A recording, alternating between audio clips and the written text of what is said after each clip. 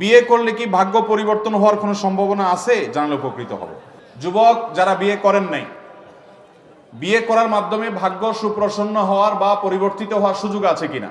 আমরা কোরআন খুললে দেখতে পাই আল্লাহ রাব্বুল আলামিন বলেছেন, ওয়া আনকিহুল আয়ামা মিনকুম ওয়াস সালিহিনা মিন ইবাদিকুম ওয়া ইমাইকুম ইন ইয়াকুনু ফুকারা ইউগনিহিমুল্লাহু মিন ফাদলি। আল্লাহ অভিভাবকদেরকে নির্দেশ করেছেন, তোমরা তোমাদের অধীনস্থদেরকে বিবাহ শাদী দাও, তারা যদি একটু টাকা পয়সার অভাব অনটনের টুকটাক টান থাকেও, তাহলে আল্লাহ তাআলা তাদেরকে বিয়ের পর তাদেরকে সচ্ছলতা দান করবেন। এর মানে এই না যে আপনার কাছে মোহর নাই, আপনার কাছে স্ত্রীর মোটামুটি ডাল ভাতের ব্যবস্থা করার কোনো অ্যারেঞ্জমেন্টও নাই, ঢাল নাই তরবারি কিছুই নাই, কিন্তু আপনি নিধিরাম সর্দার হইতে চাচ্ছেন, এই সুযোগ নাই। যদি আপনার মোহর দেওয়ার কোনো ব্যবস্থা না থাকে, ডাল ভাতের জোগাড় করারও ব্যবস্থা না থাকে, তাহলে ফাআলাইকা বিসসাওম, নবীজির নির্দেশ অনুযায়ী আপনি রোজা রাখবেন।